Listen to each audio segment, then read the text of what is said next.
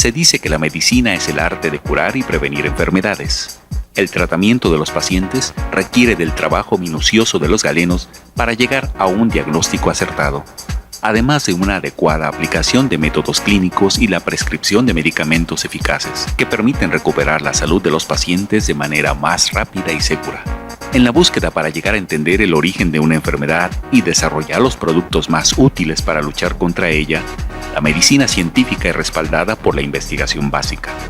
Desde la genética, la bioquímica, la farmacología y la fisiología, se busca entender los procesos que alteran la salud de las personas y encontrar los principios químicos activos que permiten la elaboración de mejores medicamentos con menos efectos secundarios. Encontrar compuestos naturales para la elaboración de fármacos o sintetizarlos en laboratorio toma mucho tiempo de trabajo experimental. En algunos casos, la medicina tradicional puede aportar conocimientos empíricos que, llevados al laboratorio, permiten avanzar en la búsqueda de nuevos productos para mantener y mejorar la salud.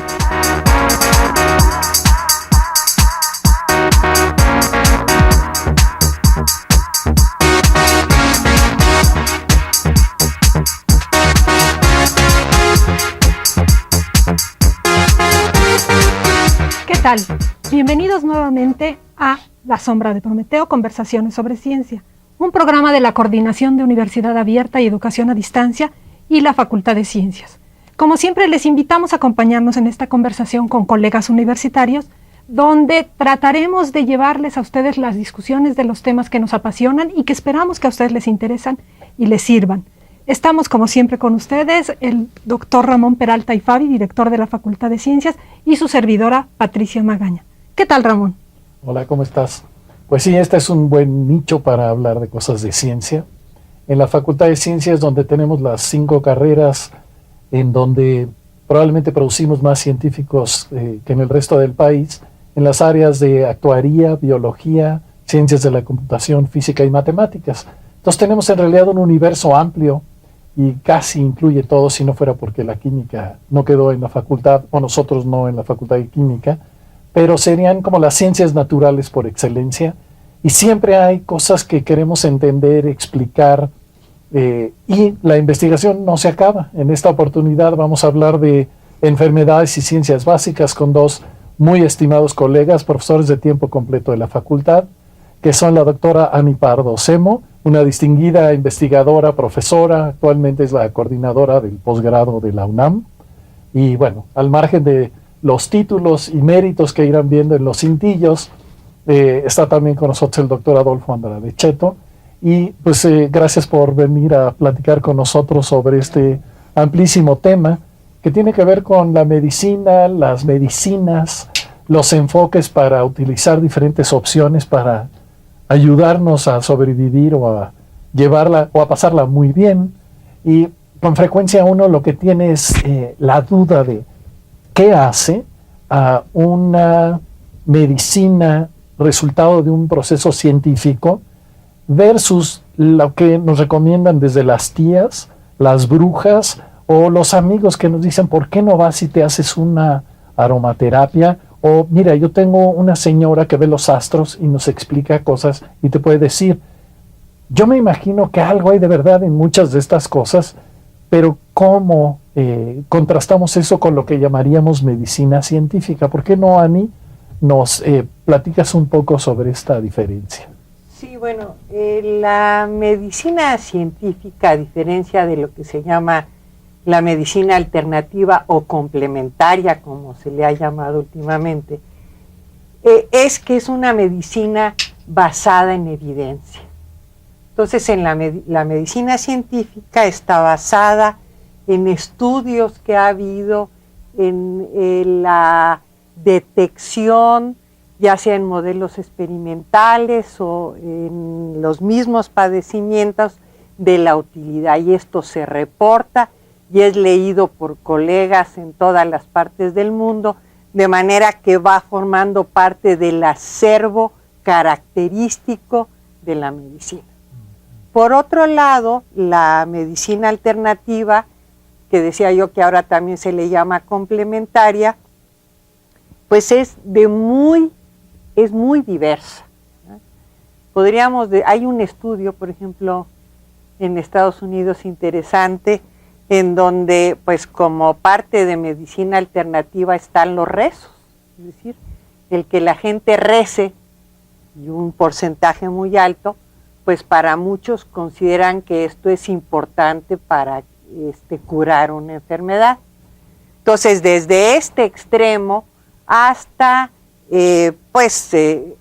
quiroprácticos o medicina tradicional de distintos grupos culturales en el mundo. Entonces, es heterogéneo.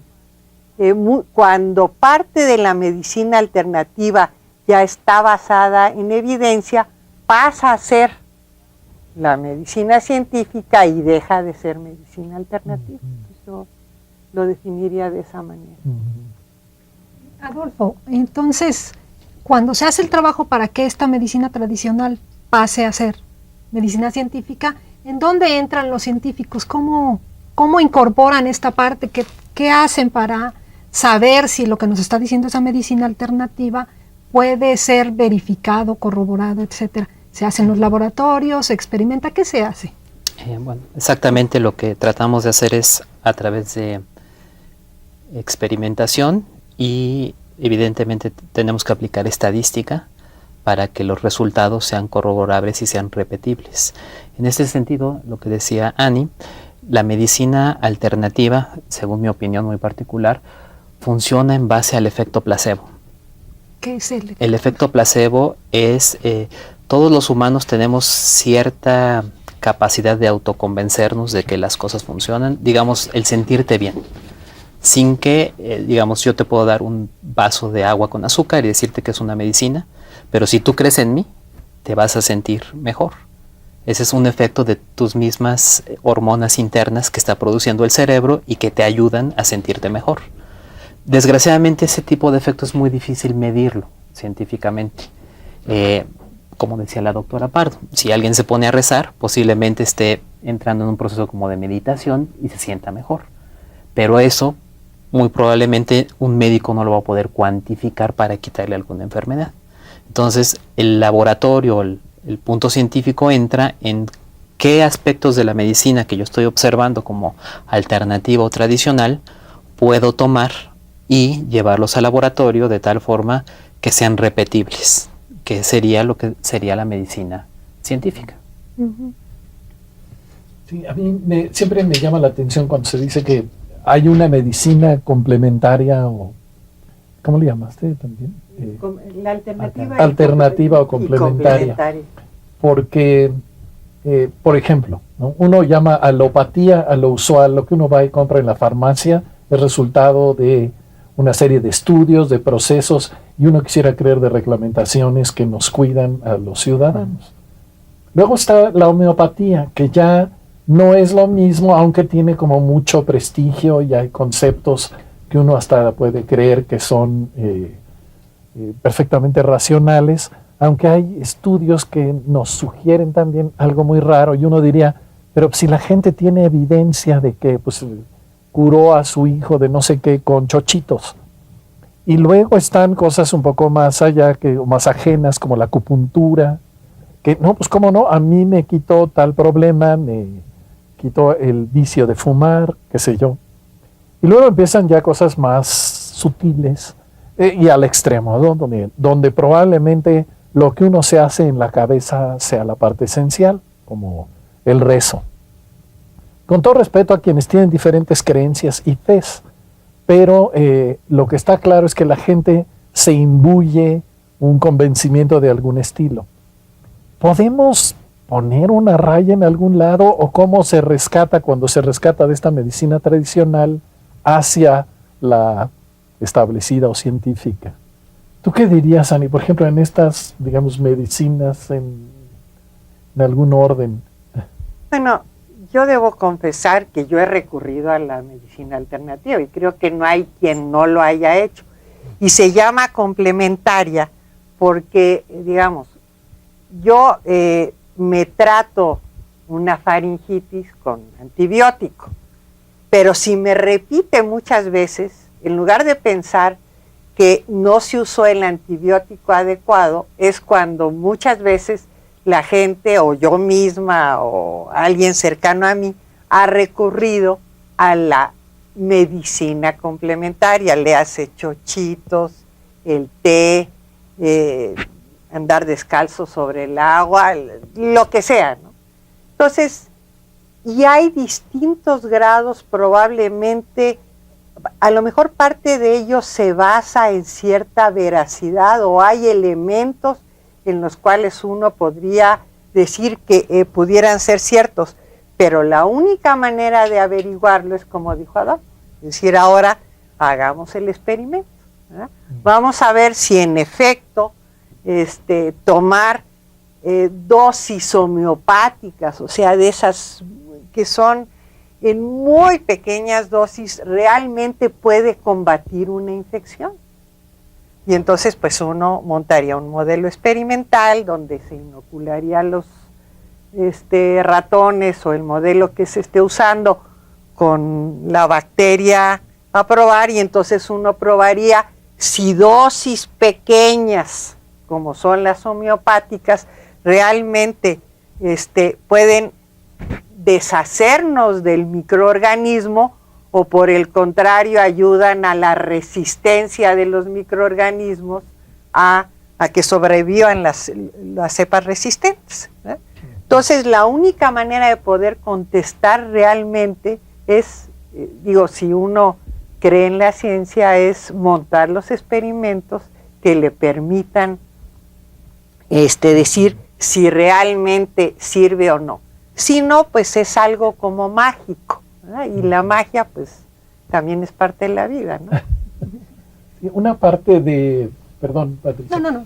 Una parte de estos procesos, por ejemplo, entiendo que parte de tu investigación, Adolfo, es estudiar algunas plantas que se reconocen como útiles para atender ciertos males.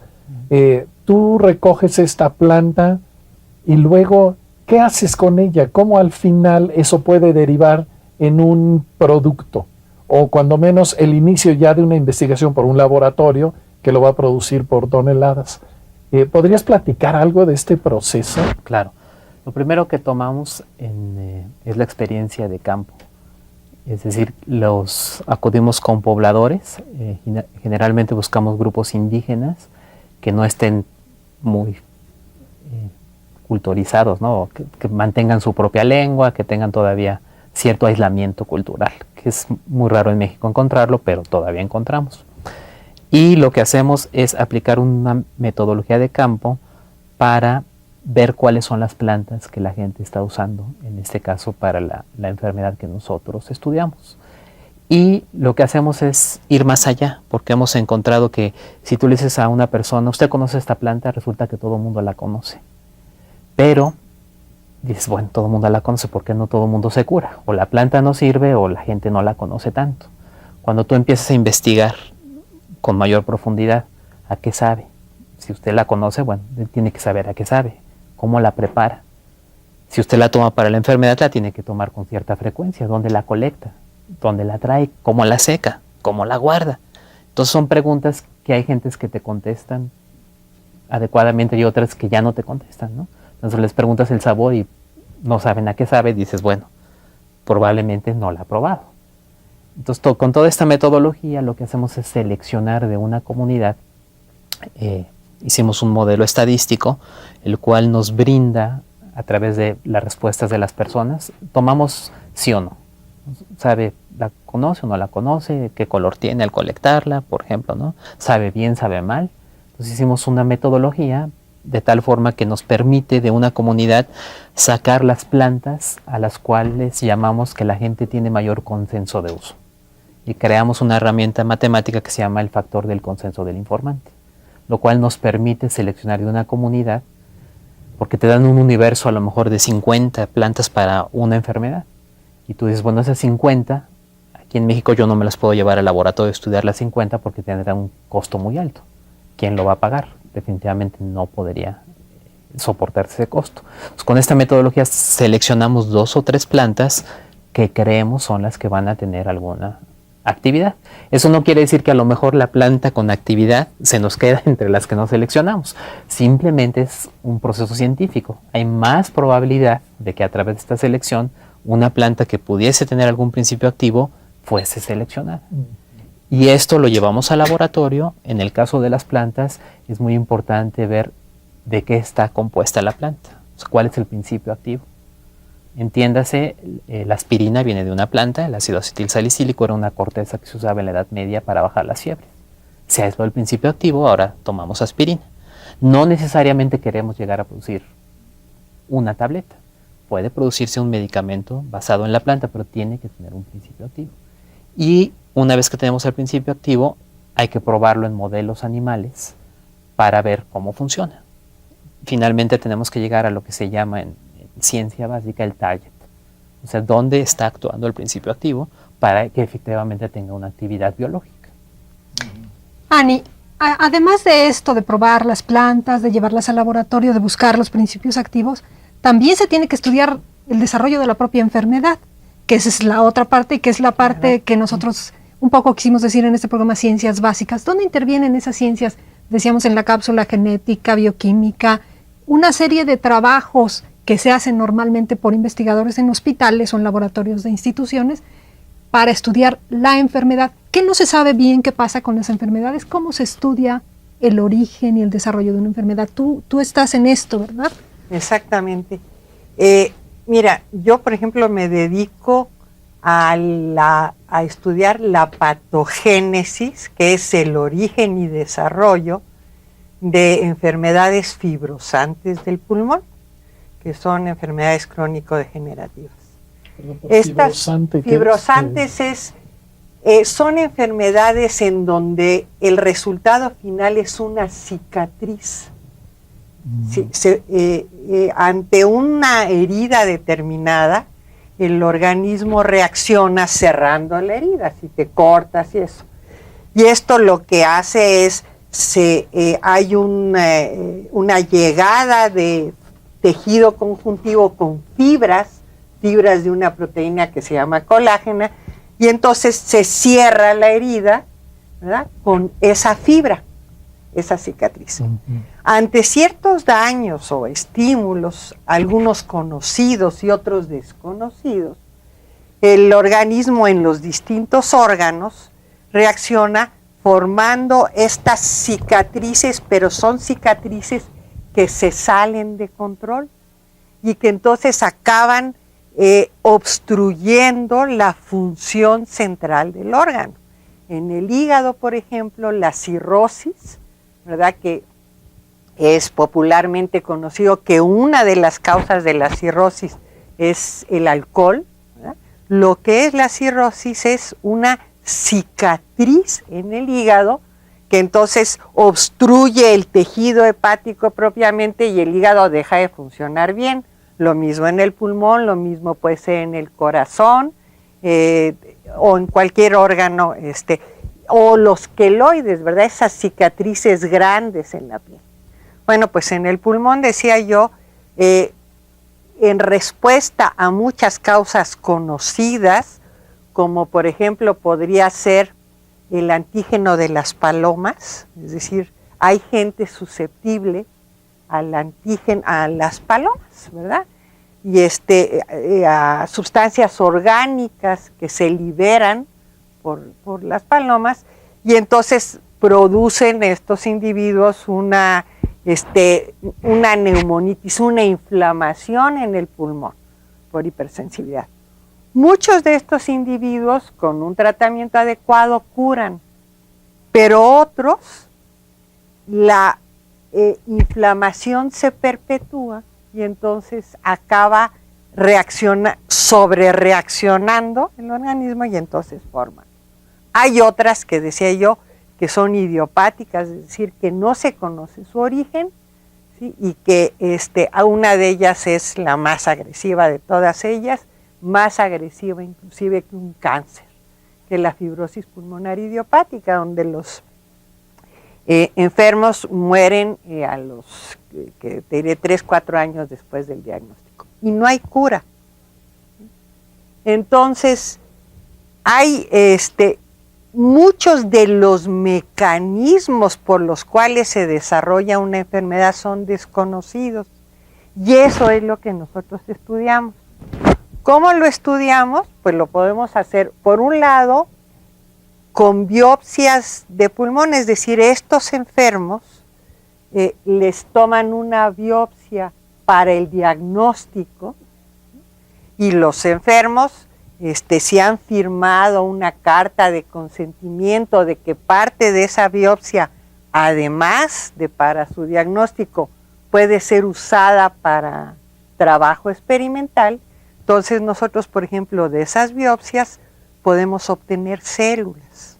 Entonces cultivamos células de ese tejido y las comparamos con un tejido normal y le hacemos preguntas, ¿verdad? Si estas células hacen más de esta proteína o no, bajo qué estímulo, si hay una característica genética. Es decir, hoy en día, como ya conocemos el genoma humano, nosotros hemos hecho estudios en donde en esa biopsia de pulmón hemos determinado cuáles son los mensajes genéticos para hacer proteínas que son diferentes en un pulmón fibrótico comparado con un pulmón normal. Y entonces, de esas miles de genes, elegimos uno y entonces nos vamos más a fondo para entender cómo, si su sobreexpresión favorece la enfermedad o por el contrario. Y entonces montamos modelos experimentales, es decir, es un proceso en muy distintas ramas, ¿verdad? Y de manera que el objetivo final es comprender el mecanismo y diseñar el medicamento específico que pueda combatir o corregir ese mecanismo que se ha alterado en la enfermedad. Entonces, se usan genética, biología celular, preguntas bioquímicas, etcétera. ¿Y los pacientes forman parte del modelo? No, los pacientes no son el modelo, los pacientes son los pacientes. Y esos, nosotros, por ejemplo, en el laboratorio trabajamos en estrecha colaboración con el Instituto Nacional de Enfermedades Respiratorias. Entonces, si tenemos un proyecto entre el instituto y nosotros, ese proyecto se presenta ante un comité ético del instituto y que está formado por investigadores, y entonces ellos definen si el proyecto que se está presentando es éticamente adecuado, y entonces debes, de hecho, tú hoy en día, para publicar un artículo en donde se involucran pacientes, tú debes presentar el comité ético que aprobó ese proyecto. Entonces, pero no solo para los pacientes, los modelos son en los animales. Es decir, nosotros ahora tratamos de imitar la enfermedad en un animal. Entonces le inducimos a que un tipo de fibrosis, lo que más se parezca, y ahí hacemos preguntas. Inclusive para manejar los modelos experimentales, esto debe pasar por un comité ético, no solo lo de los pacientes. Entonces, ¿pasa lo mismo en el caso de las plantas? O sea, montan un modelo, también utilizan animales además de buscar los compuestos químicos. ¿Qué pasa con esas plantas? ¿Cómo llegan a saber que a lo mejor un compuesto activo potencialmente se puede convertir en un fármaco, digamos, ¿no? En nuestro caso, nosotros... ¿Y qué trabajas tú, Adolfo? Porque a lo mejor puedes hacer referencia exactamente a la parte que lo que tratamos es desarrollar un fármaco para ayudar a aminorar los efectos de la diabetes tipo 2. Entonces buscamos un fármaco hipoglucemiante, tomando en consideración... Eran dos cosas que no sé, que es la tipo 2 y el... hipoglucemiante. Exactamente, el hipoglucemiante, que es una novedad. Bien. Por favor, platica un poco eso. La diabetes tipo 2 es la que generalmente le da a la gente en etapa adulta. Es el creo el 90% de la población mexicana padece este tipo de diabetes. Y la condición principal es que nosotros producimos una hormona que nos ayuda a que la glucosa, o sea, el azúcar, entre a las células, ¿no? Concretamente al hígado, al músculo y al adipocito, que es la célula que va a guardar la grasa, que es, digamos, el almacenamiento de energía. Esta hormona se llama insulina. Entonces, por algún defecto de esta hormona se produce un fenómeno que se llama resistencia a la insulina, en la cual la insulina ya no funciona adecuadamente. O sea, llega a la membrana de la célula, se pega, pero es deficiente. Entonces ya no abre la llavecita que se requiere para que la molécula de azúcar pase. En pocas palabras, la molécula de azúcar es muy grande y no puede pasar a través de la membrana celular. Necesita que la insulina abra la llave y se abra todo un mecanismo de transporte para que la glucosa, el azúcar, pueda entrar al interior de la célula. Entonces, cuando el paciente desarrolla esta cosa que se llama resistencia a la insulina, es la característica principal de lo que se llama diabetes tipo 2. Entre otras muchas cosas, porque la diabetes es una enfermedad metabólica muy complicada, que necesitaríamos una sesión entera para explicar todos los problemas que se da, pero es más o menos lo que pasa en este tipo de enfermedad. Y un fármaco hipoglucemiante es el que va a hacer que el paciente, en un periodo de tiempo, reduzca los niveles de glucosa circulante. Cuando nosotros comemos, inmediatamente a través del intestino se absorbe la glucosa al torrente sanguíneo y se elevan las concentraciones de glucosa. El páncreas recibe la señal y manda para que la secreción de insulina y la glucosa empieza a absorberse en diferentes órganos del cuerpo. Cuando el paciente tiene diabetes tipo 2, la glucosa, digamos que queda dando vueltas. ¿Qué es lo que hace? Como es una molécula muy grande, como ya les expliqué, empieza a romper las arteriolas. Generalmente primero son los ojos, el cerebro. Entonces lo que pasa es que con el tiempo el paciente va quedando ciego, va quedando discapacitado si no hay un buen control.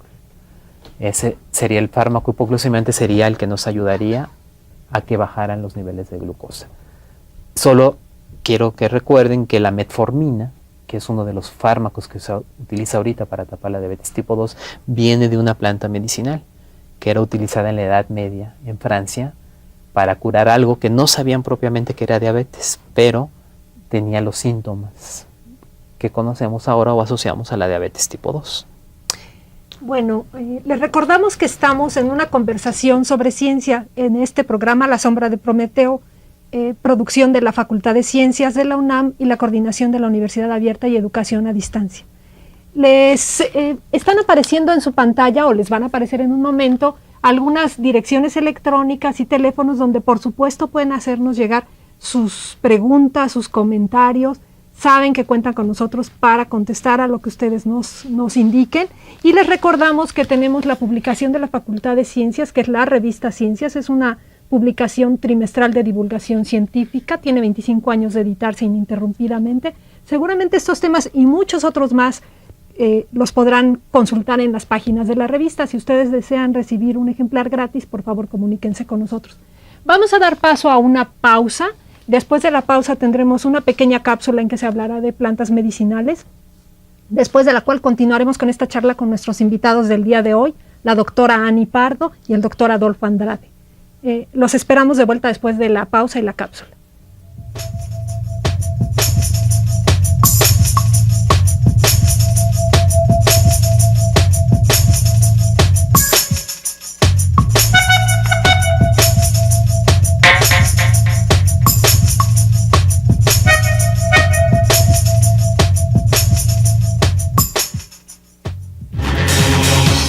Universitario de Alimentos y la Fundación Herdes le invitan a participar en el curso a distancia Dieta Sana en Vida Sana, dirigido a público en general con intereses en conocer aspectos relacionados con la alimentación en casos de sobrepeso, obesidad y diabetes. ¡Inscríbete!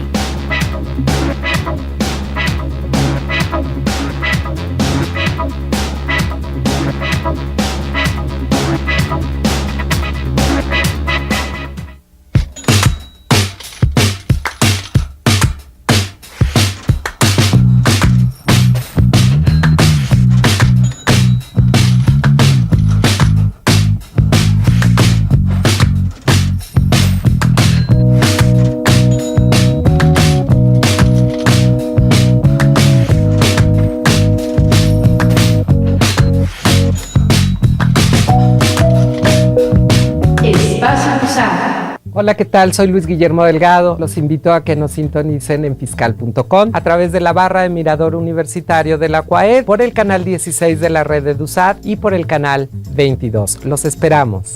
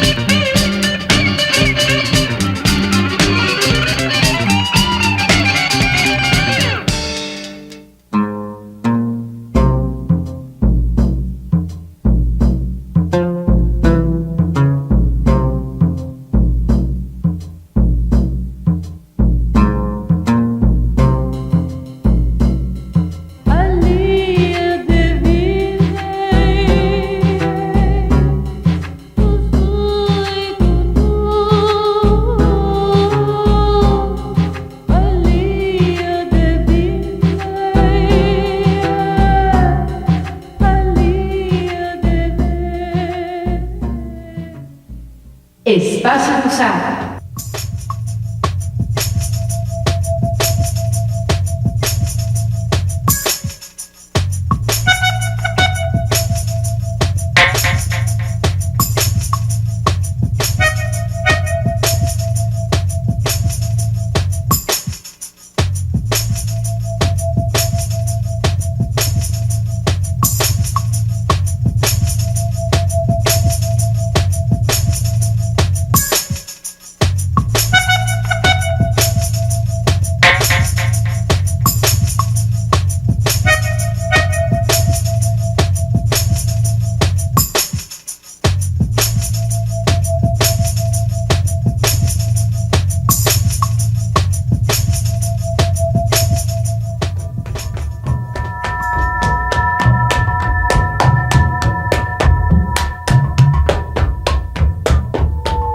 Bueno, pues la etnobotánica trata de la interacción entre las sociedades y las plantas, desde todos puntos de vista. Uno de ellos el aprovechamiento, y una de las partes de la antropología de los usos es las plantas medicinales, las cuales hemos trabajado nosotros durante muchos años en diferentes grupos étnicos y rurales en México, y que además tiene una historia desde miles de años en México, igual que en toda la humanidad. Pero México en este momento tiene estudios de más de 4.000 plantas recolectadas de la medicina tradicional con su uso, la enfermedad a la cual se tiene que aplicar y su dosis, lo cual es muy importante. Ya sabemos que la dosis, si es mayor o menor, puede sanar o puede intoxicar o puede matar, entonces lo cual es muy importante. En México tenemos plantas como por ejemplo el peyote, de las cuales se han obtenido una sustancia que se llama un principio activo, la peyotina, que se utiliza principalmente para curar enfermedades del sistema nervioso central y periférico. Tenemos por ejemplo hoy en día conocido en todo el mundo, los anticonceptivos, que se obtuvieron de una planta que se llama barbasco, que son una dioscorea, que crece en la selva de Veracruz y de la cual se obtuvo el principio activo, de los cuales creemos que, bueno, más expandidos y más universales no pueden ser. Y la otra que es muy curiosa son las plantas que en un momento dado la Secretaría de Salubridad presentó en unas muestras que eran con papel celofán y cartón, en la cual daban todas las explicaciones, el nombre científico, y esas muestras eran principalmente la guayaba para antidiarreico, la hoja, era el gordolobo, las hojas también para las enfermedades de los bronquios, y después el epazote, que eran para las enfermedades, lo que llamamos los antivermífugos, es decir, para la expulsión de los gusanos. Pues creo que lo único que podemos decir y repetir es que son 4.000 especies, lo cual demuestra el gran conocimiento. Y en el campo mexicano, en los grupos étnicos y rurales que trabajamos, sigue siendo la medicina tradicional la más importante en esas localidades, porque el costo es mínimo y la obtención de las plantas pues es directa, tampoco hay costo.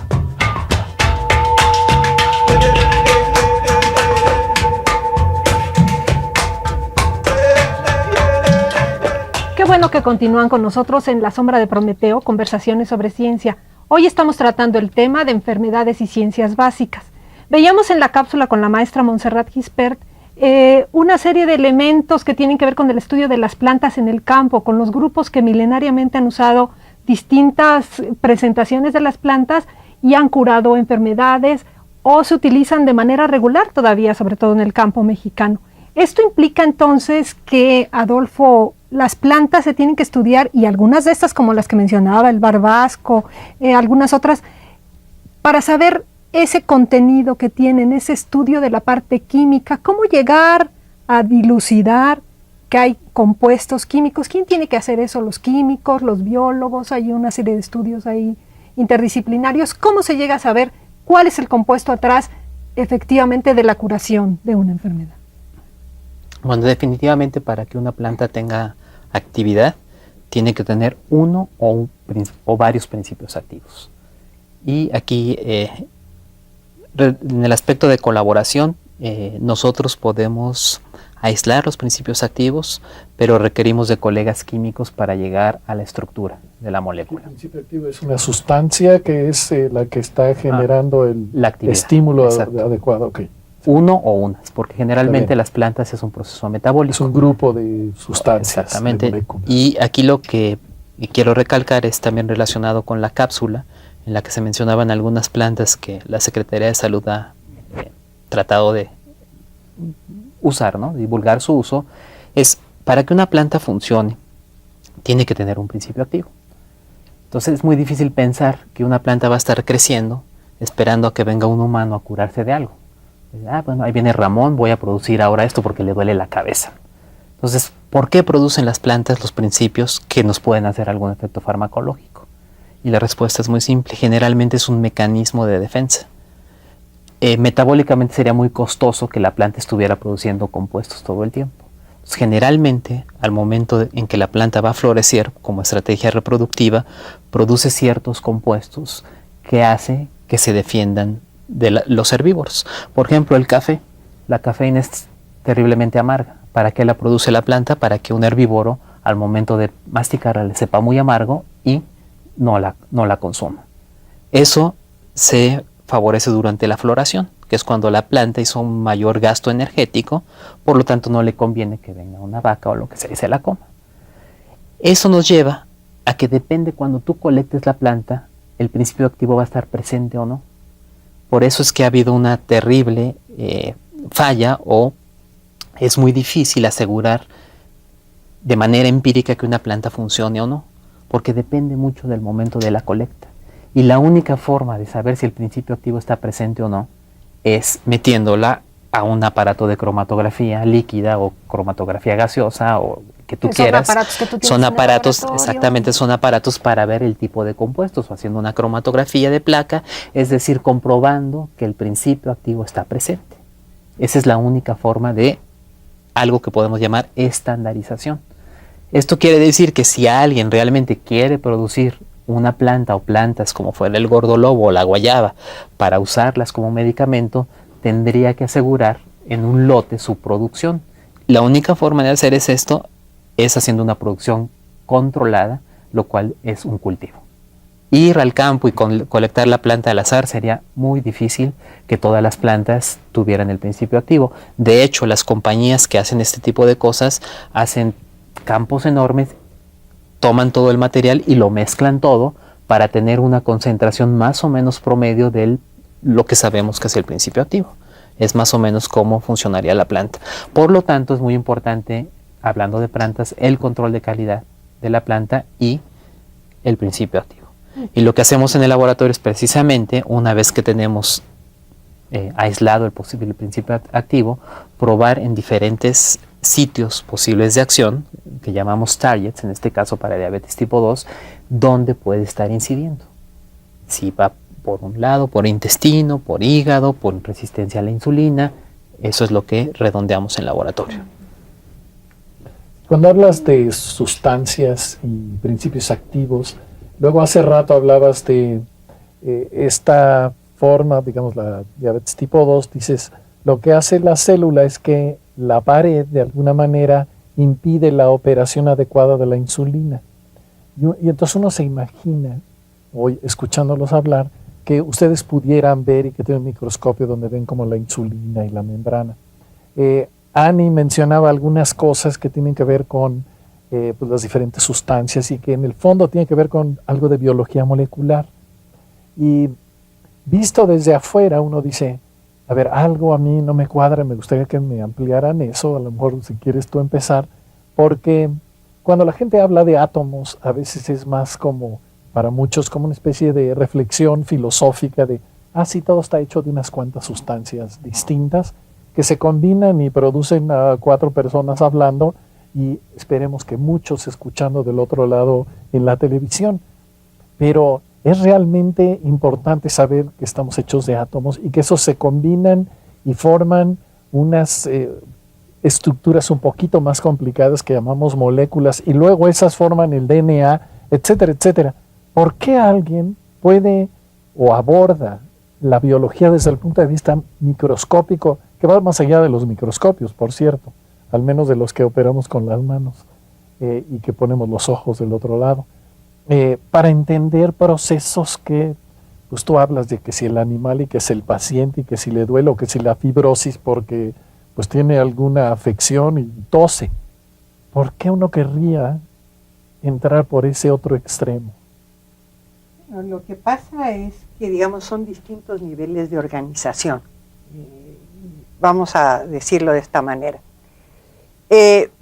Todos los seres vivos, tú puedes estudiar los seres vivos desde el punto de vista de la unidad de los seres vivos, y eso es las moléculas básicas de las que están compuestos, desde la más simple bacteria hasta Einstein, para irnos de un extremo al otro, ¿no? Entonces, todos los seres vivos están compuestos por una serie de moléculas básicas iguales. La complejidad en los distintos niveles de organización de los seres vivos, es decir, un mamífero es mucho más complejo que una bacteria y el hombre tiene un nivel de complejidad mayor en función de los distintos tejidos que tiene y órganos, etc. Sin embargo, los mecanismos que hacen que opere el cerebro o los mecanismos que hacen que opere el pulmón y que te permiten respirar y aprovechar el oxígeno que hay en la atmósfera o cualquier que te permite utilizar la energía de la glucosa, ¿verdad?, para las funciones básicas de los seres vivos, pues todo eso son mecanismos moleculares. Entonces, tú para decir de alguna manera, para atender o curar la esquizofrenia, tienes que estudiar las bases moleculares de la transmisión cerebral. Para curar el cáncer, eventualmente, lo que tienes que hacer es conocer las bases moleculares del comportamiento atípico, digamos, no fisiológico, no normal, de las células. Todo eso está dado por bases moleculares. Te voy a poner un ejemplo con una pregunta que nos hicimos y entonces, en alguno de estos padecimientos pulmonares, y ahora me voy a otro, asociado además con el tabaco, ¿verdad? Entonces nos preguntamos si el tabaco, que ya se sabía, pero queríamos estudiar una cosa más básica, era capaz de inducir en un modelo experimental, usamos cobayos en ese modelo, la ruptura, si era capaz de inducir la ruptura de las paredes alveolares, que es algo semejante a lo que sucede en el enfisema pulmonar. Y de ahí, primero montamos el modelo, expusimos a los animales a humo de tabaco y con el microscopio y ayuda de un patólogo observamos que en efecto en ciertas condiciones se inducía la ruptura de las paredes. Ahora, la siguiente pregunta era, qué es lo que hace que esas paredes se rompan. Y entonces estudiamos en ese caso en particular si unas enzimas, las enzimas son proteínas que son responsables, si las enzimas que atacan a las proteínas, pues se llaman proteasas. Entonces, si algunas proteasas estaban sobreexpresadas o sobrereguladas bajo efecto del humo de tabaco. Y entonces vimos que sí, que había unas enzimas que son unas metaloproteasas que se elevaban ante el estímulo del humo de tabaco. Y entonces nosotros hipotetizamos que esas enzimas eran responsables de la ruptura. ¿Cómo comprobamos que esas son responsables? Pues ahora administramos un inhibidor de las enzimas, algo que impida que actúen. Lo administramos y entonces bajo el mismo efecto tuvimos menos ruptura. Entonces, como ves, nos fuimos a un mecanismo básico molecular de un aspecto que finalmente en lo que se traduce en el hombre es que pierde capacidad respiratoria, etc. Entonces, todo está basado en moléculas. Lo que pasa es que muchas de estas enfermedades, que son enfermedades complejas, no se pueden atribuir a una sola causa o a una sola, no voy a decir causa, sino que es una sola molécula sea la responsable, sino que es un conjunto, lo que se refería hace un momento Adolfo como un trastorno metabólico, que lo que significa es un conjunto de mecanismos que interactúan y que la consecuencia es el padecimiento.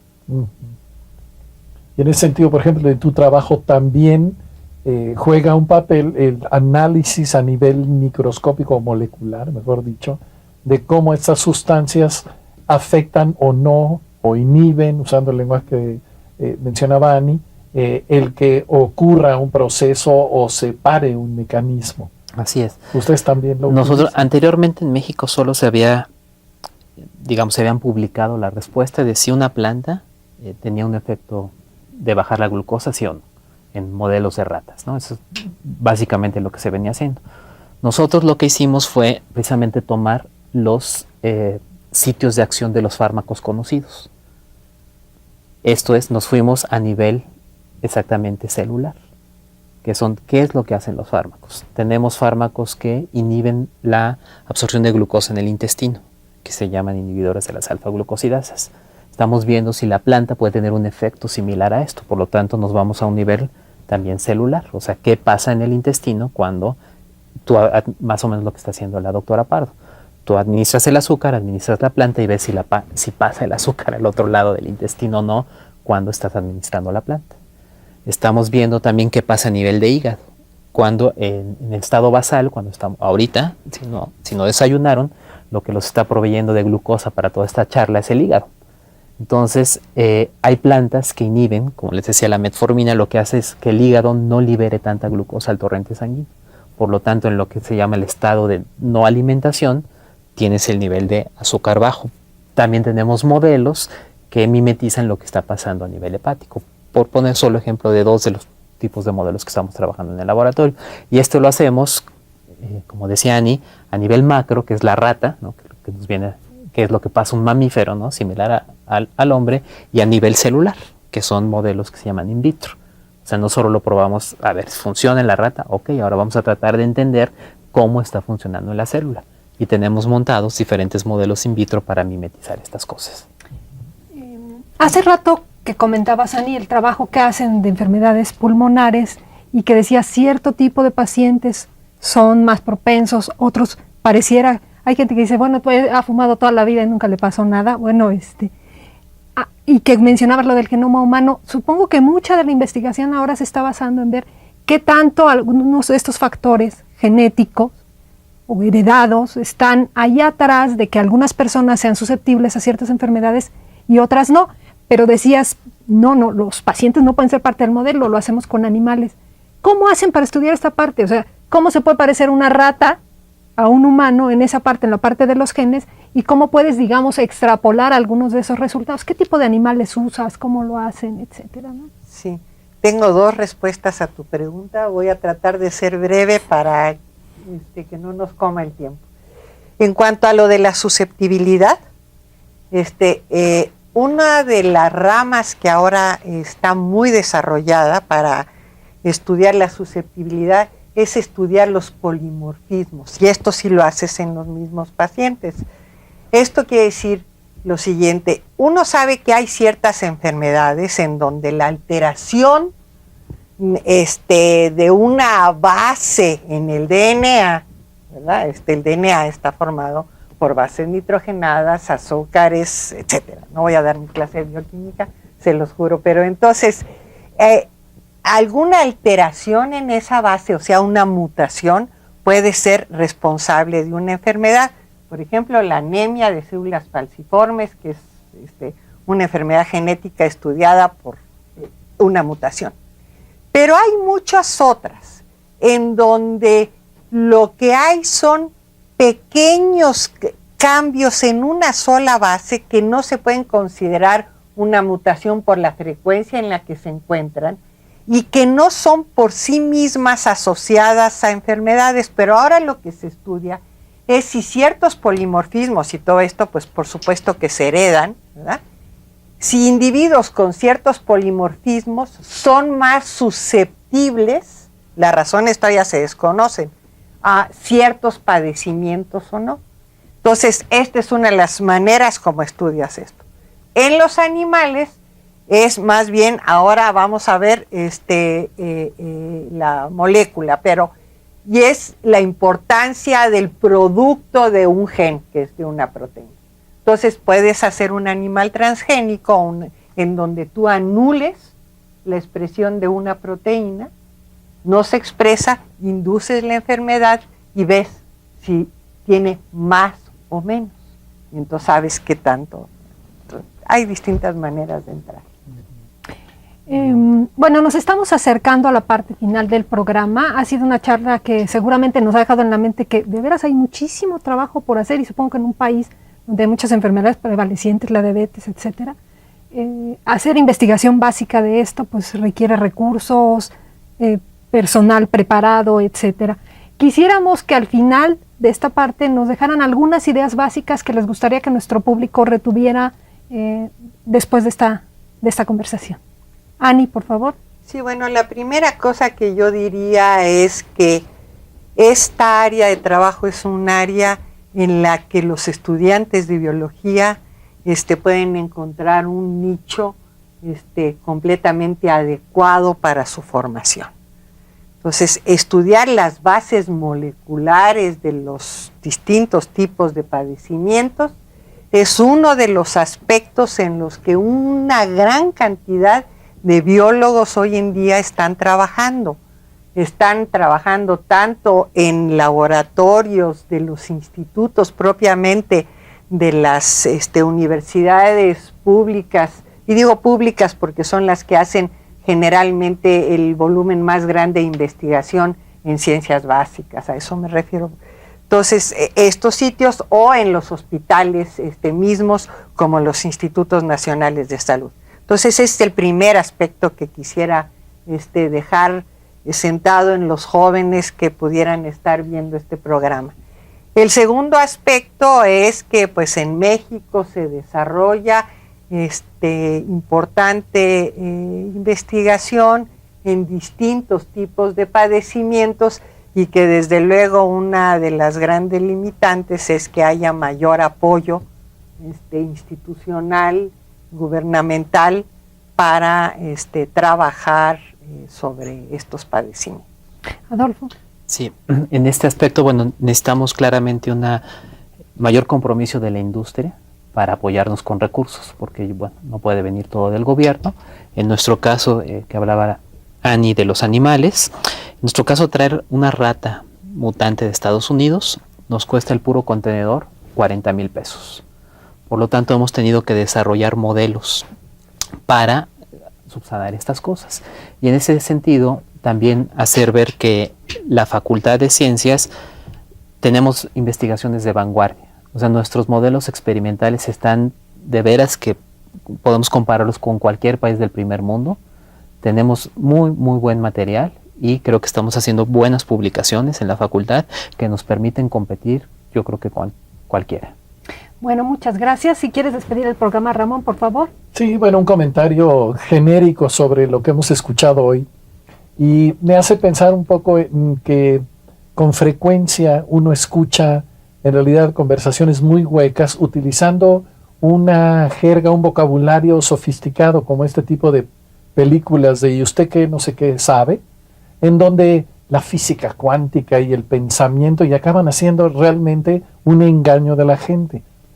Y eso contrasta un poco con una conversión como esta que a veces puede sonar como un vocabulario muy difícil, muy nuevo, pero la diferencia es que cada una de las preguntas cuando uno dice, pero a ver, ¿qué quiere decir con una proteasa? Eso tiene una explicación y uno lo puede desmenuzar y al final armar una imagen coherente, reproducible del mundo. Y eso es lo que es la ciencia, y es lo que hace pues fascinante lo que hacemos todos los días.